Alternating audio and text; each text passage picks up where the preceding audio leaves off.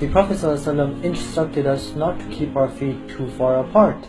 He ﷺ also instructed us not to keep our feet too close together. Rather, we should keep our feet in a natural shoulder width stance.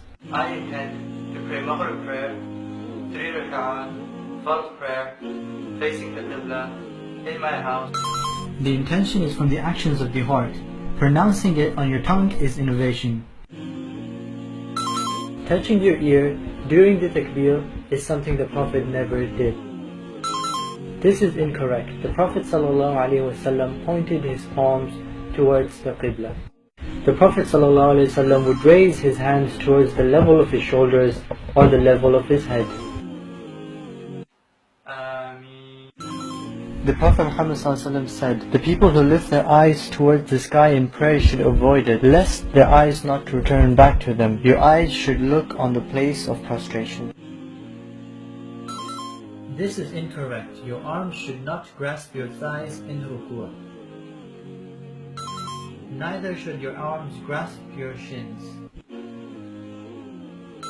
The correct position is to grasp your kneecaps with your arms slightly bent.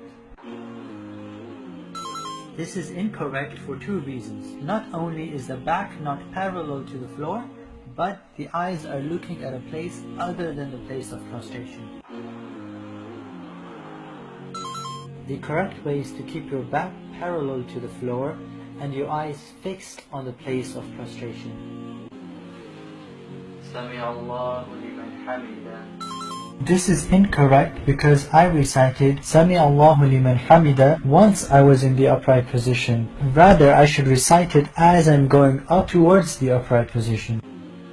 Sami Allahu liman hamida.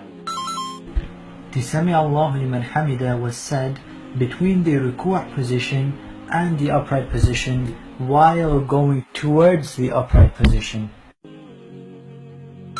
This is the correct position for your feet in sajda. Your toes should be pointing towards the Qibla and your feet should be brought close to each other. The following positions are incorrect feet positions in sujood.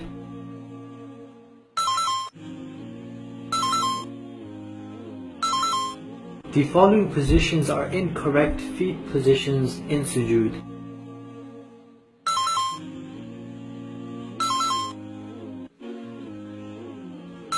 The Prophet ﷺ instructed us to prostrate on 7 bones, and the 2 palms are a part of these 7 bones. The Prophet ﷺ forbade us from touching our forearms to the floor. Neither the forearm nor the elbow should touch the floor. The Prophet ﷺ would keep his hands at the level of his shoulders or at the level of his head.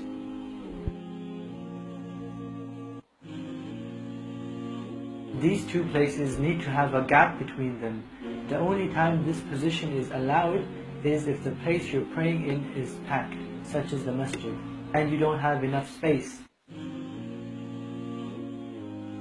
On the other hand, these two angles shouldn't be too large that you are almost about to become flat on the floor. These are some incorrect positions of the feet in Jalsa. This is incorrect. And this is incorrect. And this is also incorrect. The correct position is with your left foot under your body and your right foot upright as seen in the picture, with your toes facing towards the Qibla. This kind of tashahhud is not from the sunnah of the Prophet.